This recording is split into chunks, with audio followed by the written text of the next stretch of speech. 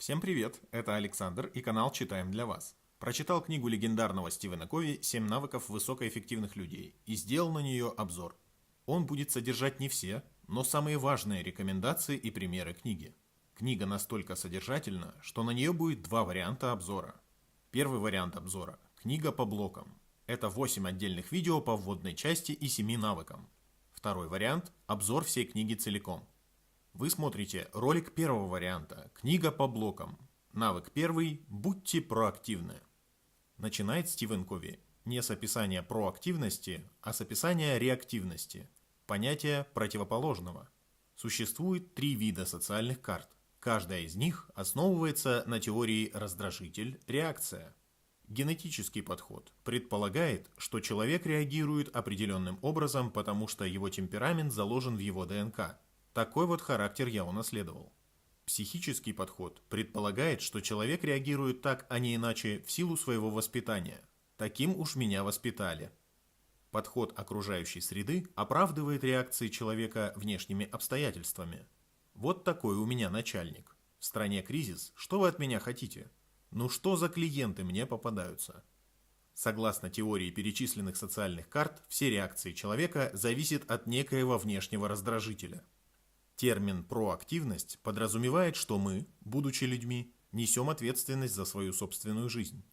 Наше поведение зависит не от нашего окружения, а от наших решений.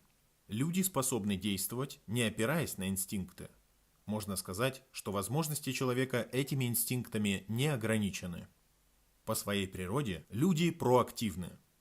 Если у кого-то появилось ощущение зависимости от внешних обстоятельств, то это потому, что он сделал свой выбор – быть реактивным, сознательно или нет. Многих вдохновляют примеры людей, которые оказались в непростых жизненных обстоятельствах, но сохранили при этом удивительную жизненную силу. Они преодолели обстоятельства, они преодолели страдания, они возвышают нашу жизнь. Некоторые ждут, что решения должны случиться сами собой, но все получится, если мы проявим проактивность. Вместо «не знаю, куда обратиться» мы найдем контакты. Вместо «никто не хочет мне в этом помочь» мы найдем, чем привлечь экспертов в определенном вопросе. Вместо «понятия не имею как» мы решим поставленную перед нами задачу, найдя несколько вариантов. В сложных ситуациях Стивен Кови рекомендует задать себе несколько вопросов. Что с нами происходит и почему? Что нас ожидает в будущем? Что мы собираемся предпринять и как именно мы можем проявить инициативу в этой ситуации?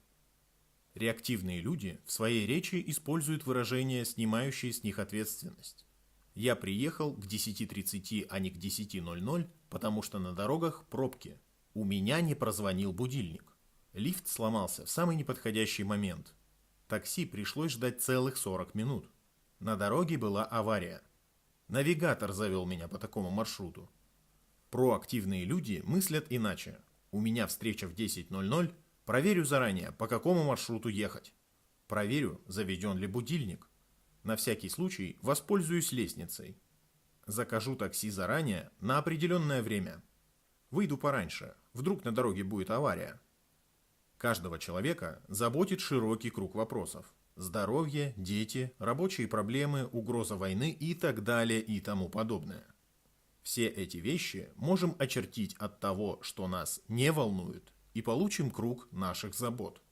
Внутри этого круга определенно есть то, на что мы можем повлиять, но есть и то, что мы контролировать не можем. То, что нам подконтрольно, мы можем очертить еще одним, чуть меньшим кругом, кругом влияния. Проактивные люди направляют свою энергию на то, на что они могут повлиять, постоянно расширяя круг своего влияния. Что я могу сделать в этой ситуации? Что еще я могу предпринять? Реактивные люди, наоборот, фокусируются на круге забот, воплощая это в постоянных жалобах, обвинениях, в ощущении себя жертвой. Учитывая, что они пренебрегают тем, на что могут повлиять, круг их влияния сжимается. Автор 7 навыков высокоэффективных людей предлагает задумываться не над тем, что мы хотим иметь, а над тем, какими нам нужно быть. Вместо «вот бы мне хорошего начальника» я могу быть более терпеливым и мудрым. Вместо «вот бы мне толковых подчиненных» я могу стать хорошим наставником. Вместо «вот бы мне побольше времени, а сейчас некогда» я научусь планировать. В задачах, в выполнении которых мы заинтересованы, мы так и делаем. Мы не говорим «вот бы мне суп чуть более соленый, чем этот». Мы берем солонку и влияем на вкус супа. Сожаление о прошлом – это тоже круг забот. Ведь прошлое невозможно поменять.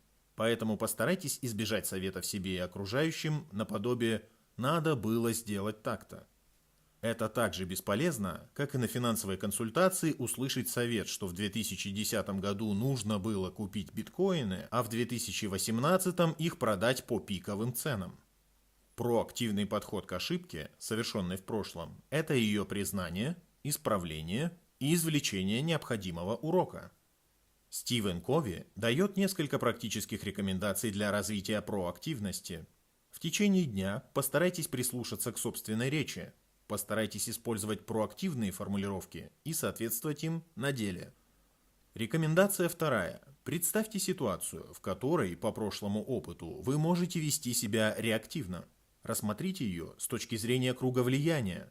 Обрисуйте в деталях, как вы реагируете в проактивной манере. Вы свободны делать выбор. Выберите любую задачу или проблему, определите, в каком из кругов она находится, и определите свой первый шаг для ее решения. В течение 30 дней действуйте исключительно в круге вашего влияния. Берите на себя больше обязательств и выполняйте их.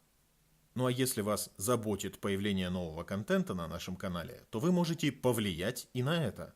Подписывайтесь, ставьте колокольчик, ставьте лайк, делитесь с теми, кто вам дорог, этим видео. Буду рад вашей обратной связи в комментариях и до новых обзоров!